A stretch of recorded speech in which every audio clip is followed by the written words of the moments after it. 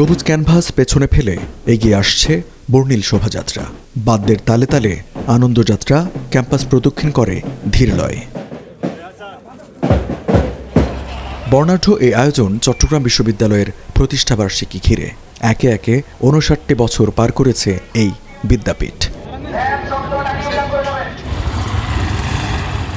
দীর্ঘ এ চলার পথে কত স্মৃতি জমা পড়েছে ক্যাম্পাসের বুকে, কত অর্জন জমেছে প্রাপ্তির ঝুলিতে, আবারও আক্ষেপটাও আছে নানা বঞ্চনার আখ্যানও।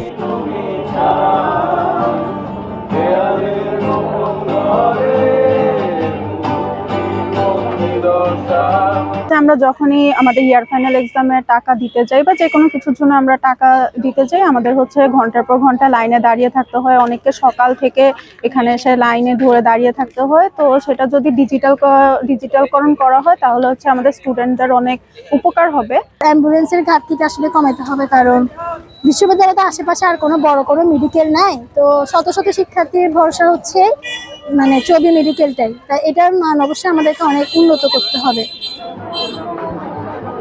তবে সবচেয়ে বড় আক্ষেপ যেন মৌলিক গবেষণা ঘিরে। সেই সঙ্গে বিশ্ববিদ্যালয় আধুনিকায়নের দাবি জোরালো করে তুলছেন শিক্ষার্থীরা। এখানে শাটলে পর্যাপ্ত জায়গা তো থাকে না, তার উপর গাদাগাদি করে বসতে হয়। মাঝে মাঝে বাইরে থেকে পাথর মারা হয়, অনেক শিক্ষার্থী এতে আহত হয়। এত পুরাতন একটা বিশ্ববিদ্যালয়, কিন্তু গত ৫৯ বছরেও কিন্তু আমরা আমাদের বিশ্ববিদ্যালয়ে টিএসসি দেখতে পাইনি। সো আশা করি প্রশাসন এই বিষয়ে ভাববে। আর আন্তর্জাতিক পরিমণ্ডল তো বাদ, যদি দেশীয় গণ্ডির মধ্যে চিন্তা করি, আমাদের বিশ্ববিদ্যালয়ের র্যাঙ্কিংয়ে বিগত বছরগুলোর তুলনায় অনেকটা পিছিয়ে গেছে। নতুন প্রশাসন বিশ্ববিদ্যালয় অনেকগুলো গুণগত মান উন্নয়নের জন্য সর্বাত্মক প্রচেষ্টা চালাচ্ছে।